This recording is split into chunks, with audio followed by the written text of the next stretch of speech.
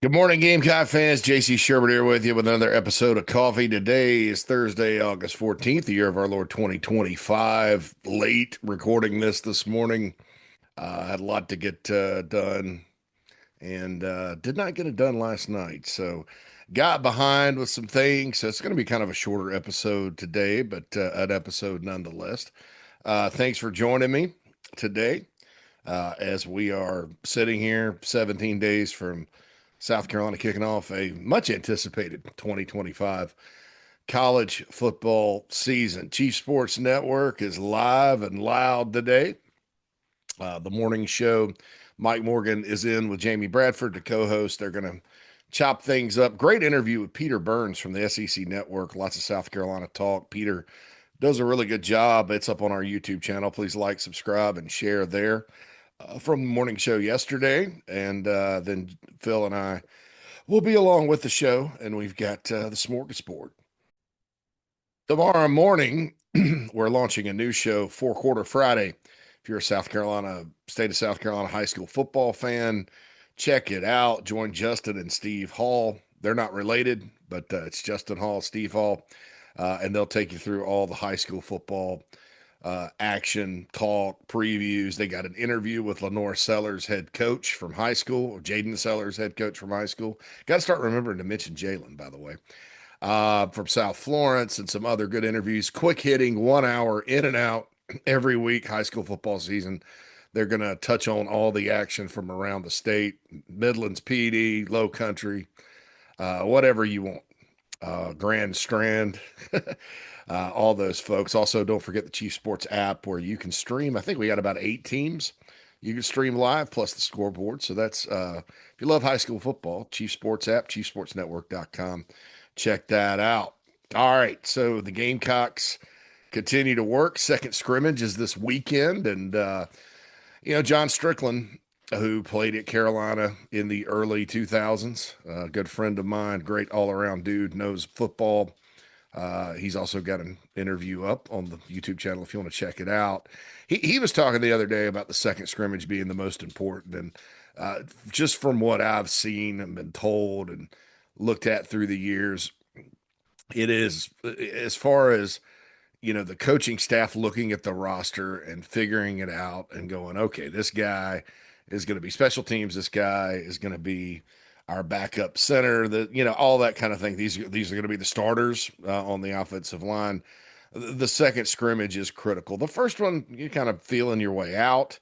The second one, you got to go out there and prove it. And I've said many times, fall camp and practice and things like that, they're not always a determination as to like what you're going to do in a game. If you remember Shane Beamer last year after losing to Ole Miss, which was the worst game of the season for last year's football team by a good margin, with Old Dominion the win over Old Dominion probably second. The losses were competitive. I mean, but he said they had a great week of practice, and folks, I've heard that a ton.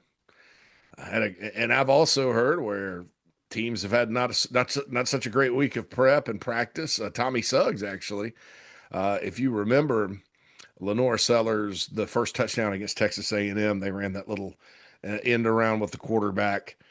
And Suggs on the radio broadcast said, "Well, I was at practice this week, and that play didn't work any at all. Period." Lo and behold, it's 25-yard touchdown run or 20-yard touchdown run for Lenore Sellers to get that game going. So you just never know in the games. It's just one of those things. But what's good about especially the preseason? What's good about preseason practice though is individually you can get a good gauge, and it's all to determine who's going to be the front line to go to battle against Virginia Tech on that Sunday at Mercedes-Benz Stadium in Atlanta. Really looking forward to getting there and watching that football game. That's going to be it's a great venue. I've only been there once for Alabama Georgia national championship in early 2018. Had to sit pretty high in the mezzanine level this time, so pretty good seats. Not the bougie seats, but I guess decent or good seats in there, but looking forward to that. But that's what all this is determined um, to be. Now, that being said, the topic, kind of the main topic for today is this is the first time in a long time at South Carolina. And as I've said, it's a function, preseason camp and stuff like that's all about roster and depth chart. Who's going to play? Who are your players at South Carolina? Not necessarily how they're going to match up against Virginia Tech or Vanderbilt or LSU or whoever else is on the schedule. That's to be determined, and you sort of figure that out as you go along. And like Beamer said, and I've said many times, it's because no preseason.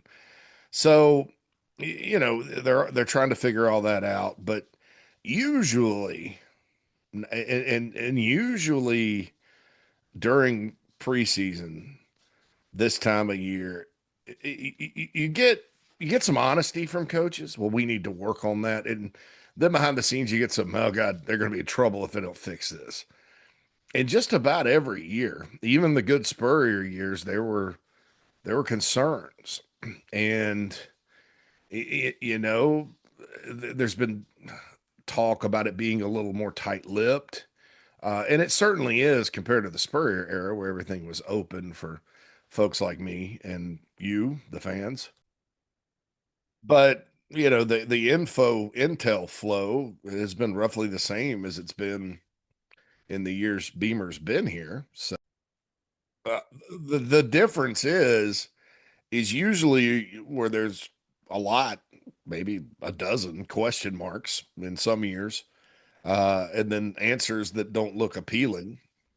Most of the time they end up being okay, but this year there's a lot of answers coming out of preseason, and the scrimmage, the offense is usually not ahead of the defense, and it wasn't.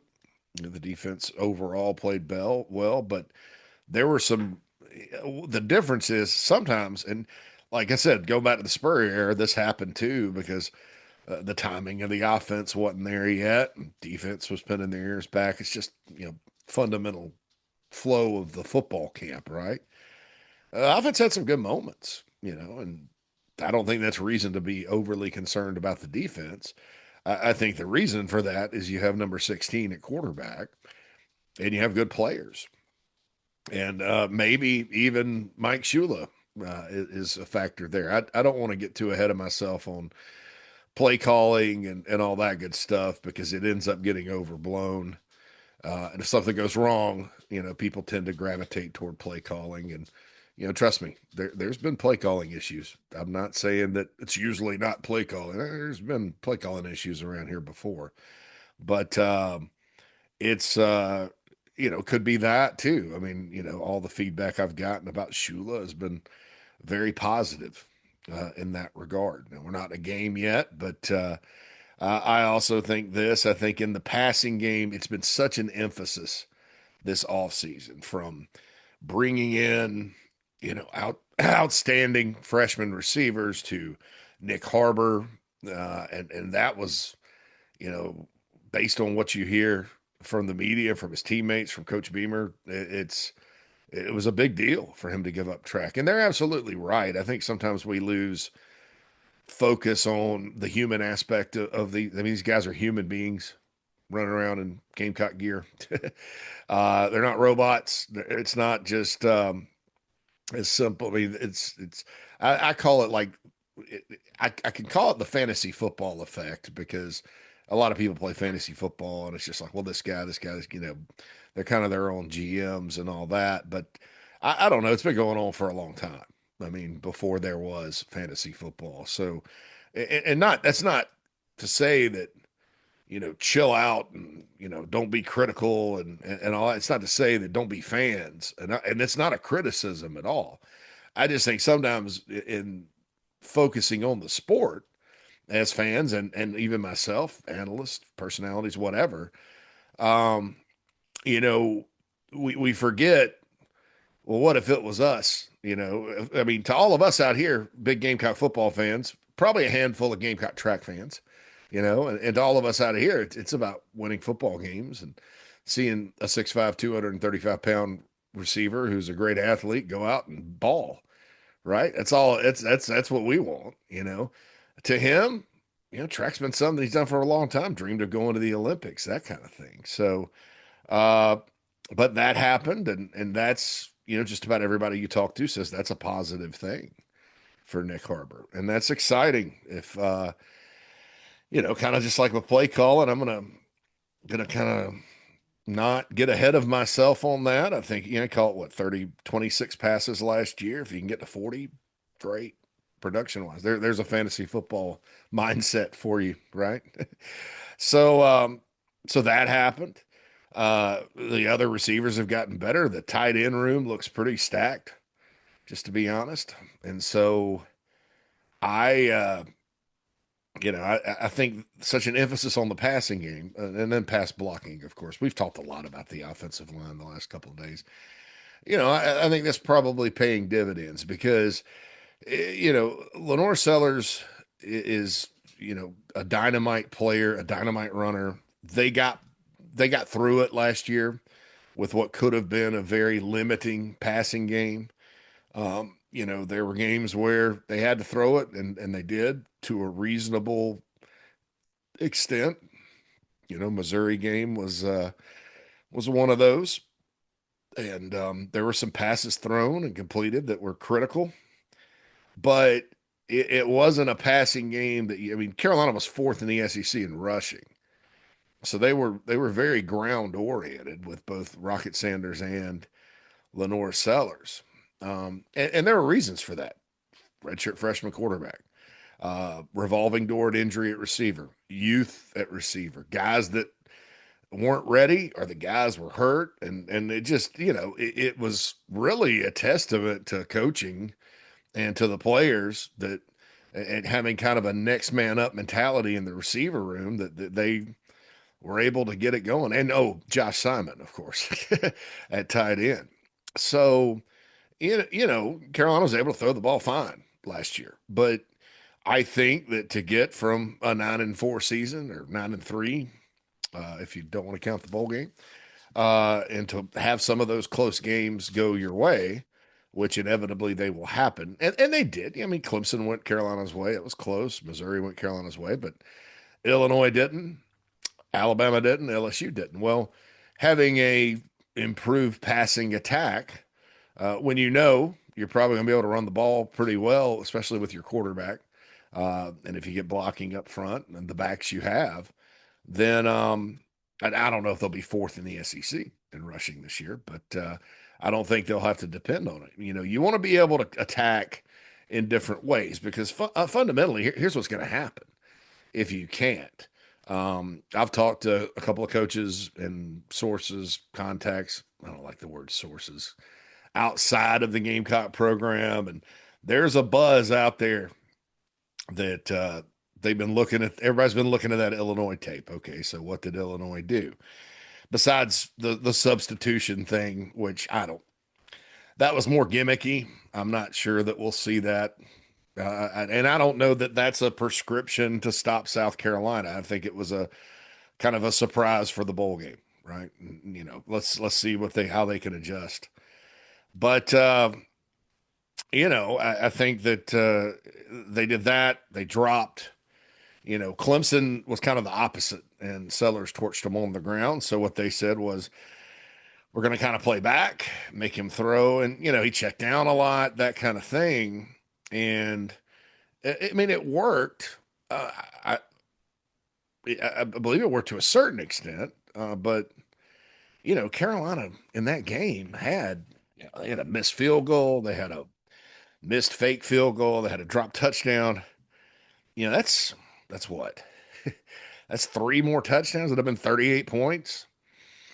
I can't sit here and say that the way Illinois played defense was the primary cause of the game. Sellers was limited in rushing yards, but sometimes too, he had grass, and I don't know. That was just kind of a cattywampus game.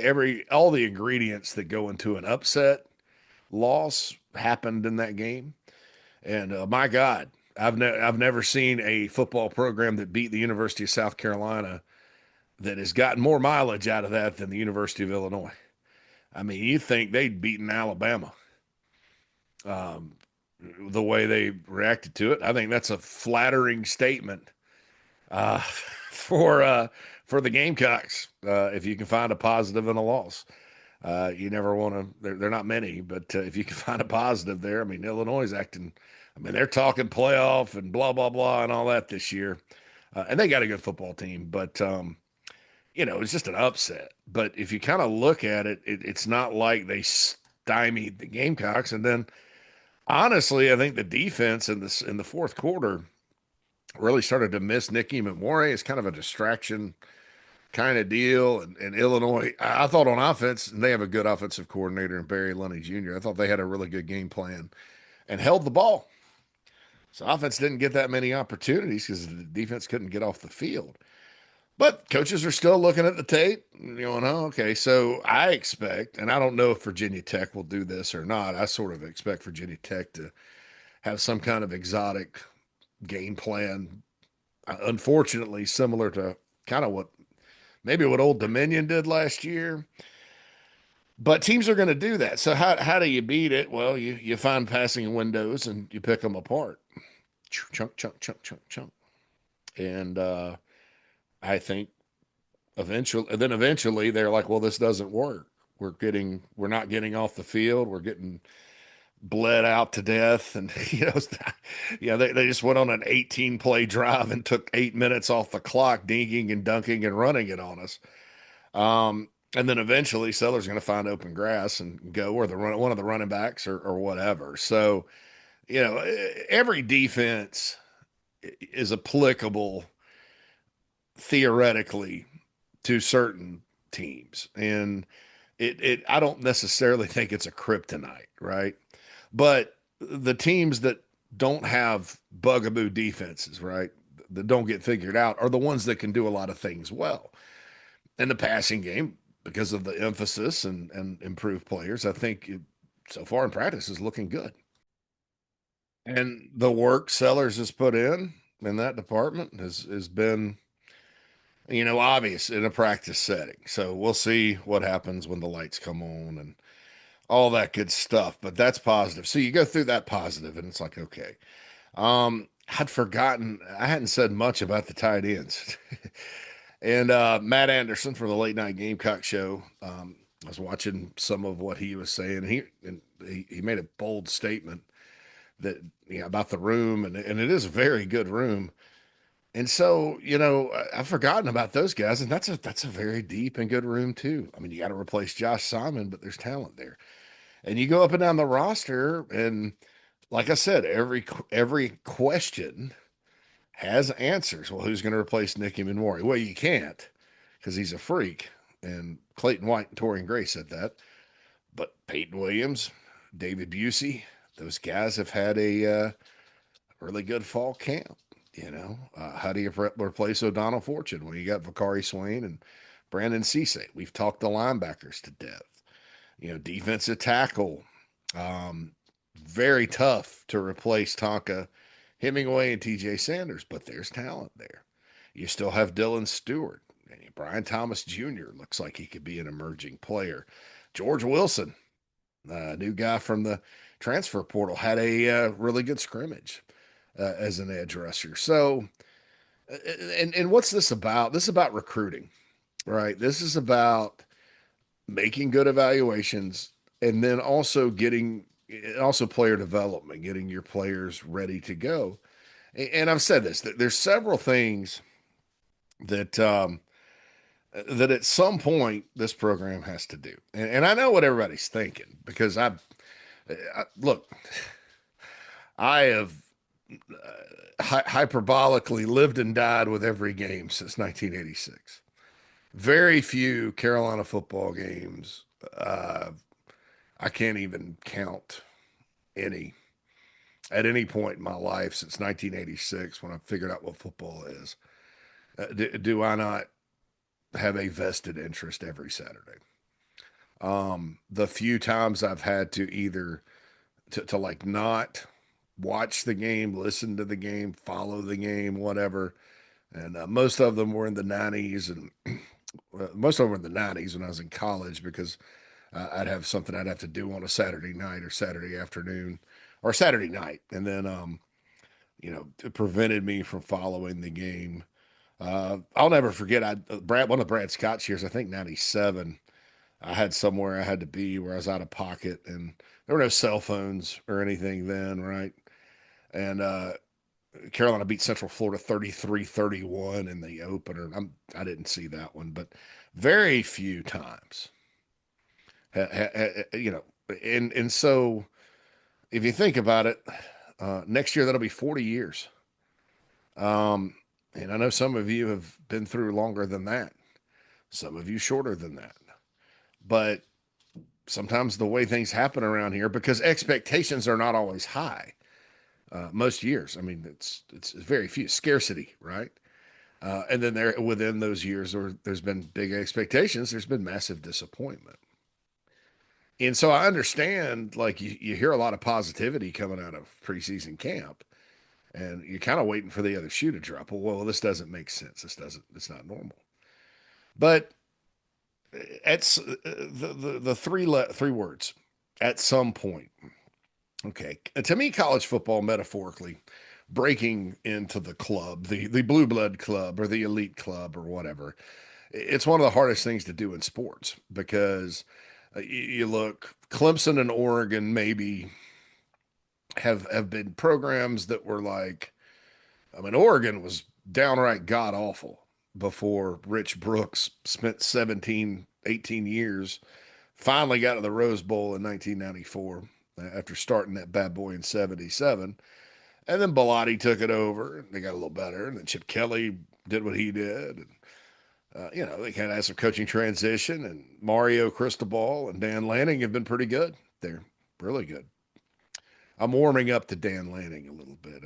I think he's actually, the more I hear about him. And anyway, we could talk about that on JC and Morgan, right? And Clemson, obviously, even though they did win a national title in '81, nobody would say they were a blue blood for the 20 years that they did not win an ACC championship. They kind of went through the wilderness, and then this is the best period ever. So they went from hoping to win a division in the ACC, which is kind of what Miami's doing right now, to a great streak. I mean, they had done it before, but that was still, they're the one team that you look at and say, well, in this century, they're the ones that have kind of broken through. Everybody else has been, they're what Mike Morgan calls volcano programs. So to me, metaphorically, it's like waiting in line and working your way up the line to get into a club. And the bouncer's just not going to let you in unless you kick in the door, right? And so at some point, you got to kick in the door.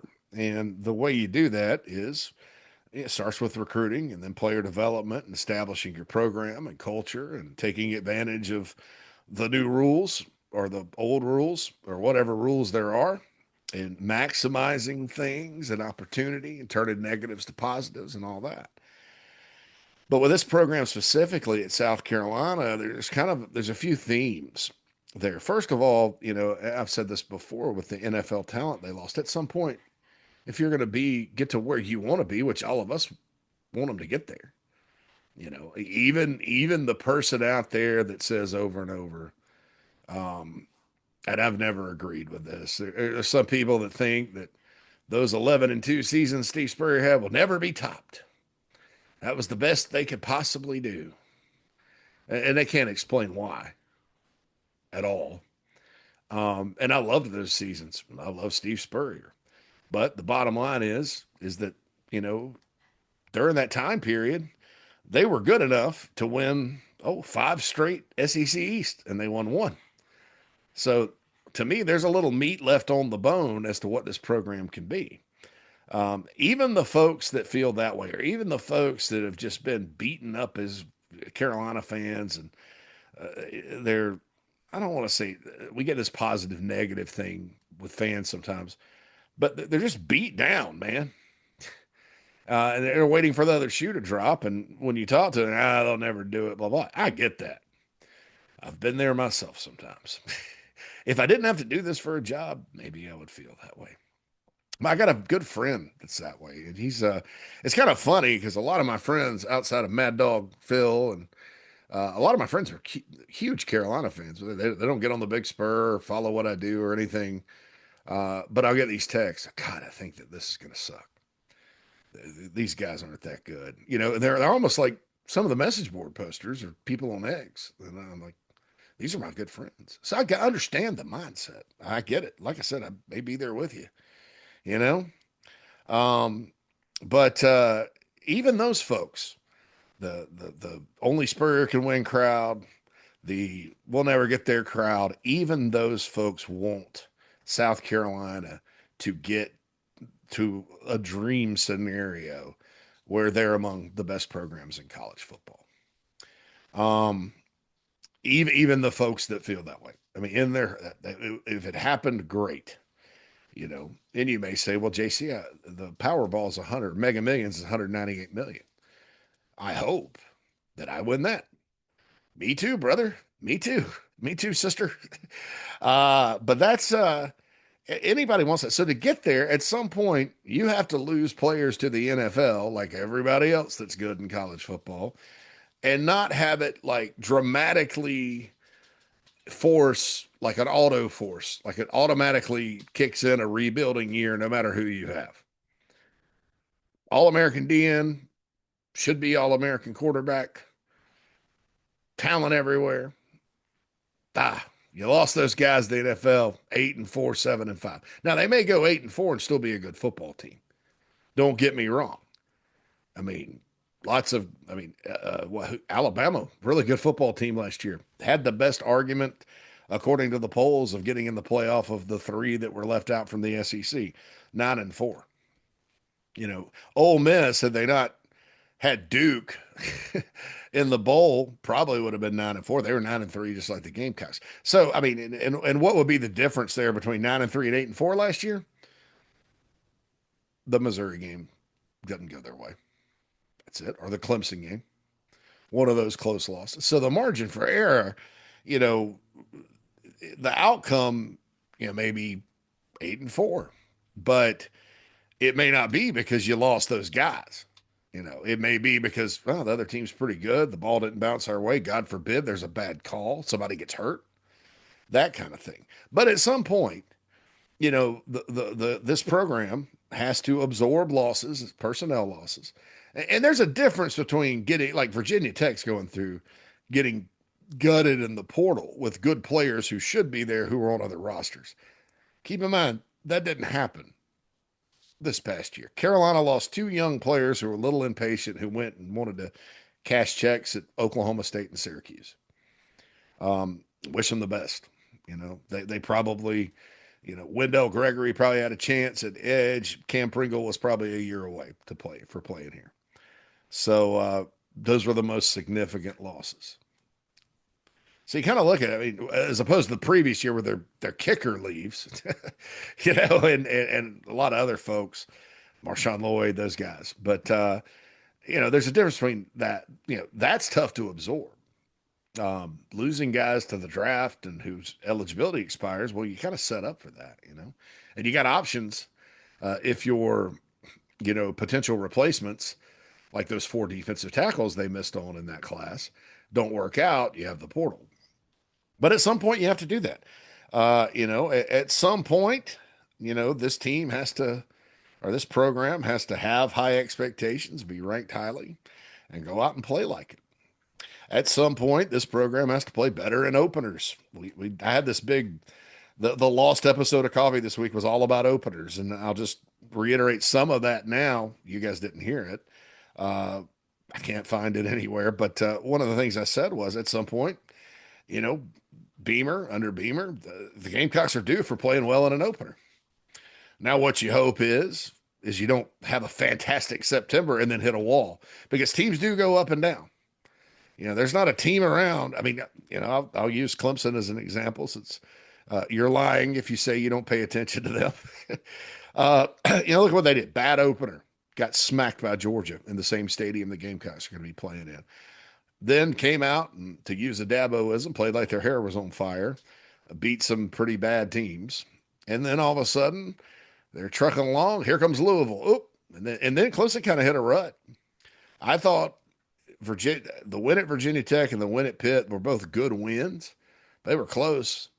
Could have gone the other way, especially Pitt.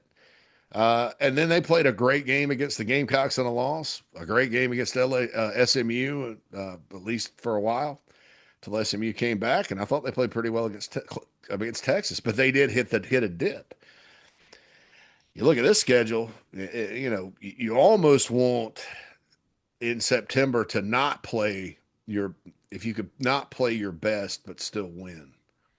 That's good. But that's also the hardest thing, according to Nick Saban in football, to coach, because nobody's feeling safe because they won. And so can you get the sense of urgency? But that all feeds into culture and motivation, and Beamer's got that. But at some point you do have to play better in an opener. And they're due, to play better. There's a 3-game losing streak right now against Power 5 openers after winning a bunch in a row.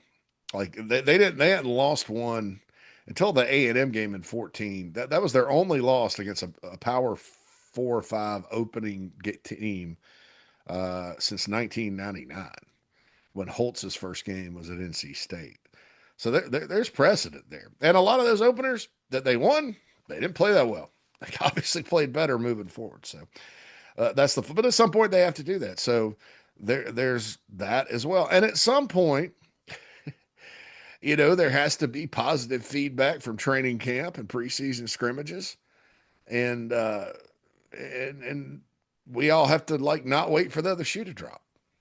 We all have to kind of embrace it. That, hey, this team is pretty talented and pretty good.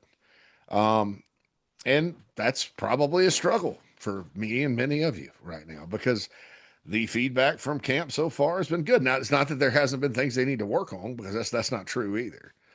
The offense going 117 plays and not turning the ball over means they're not forcing turnovers. Of course, you don't really know. Beamer said they had some interceptions in their hands and dropped them, and that happens. But the defense did play well and outperformed the offense. Totally. They just didn't force any turnovers. Turnovers sometimes are tricky. They don't always happen. What that tells me, though, is the offense may not be as turnover prone this year. I seriously doubt Lenore Sellers was live to be hit, though. And that's one of the biggest things. Don't fumble if you're Lenore Sellers.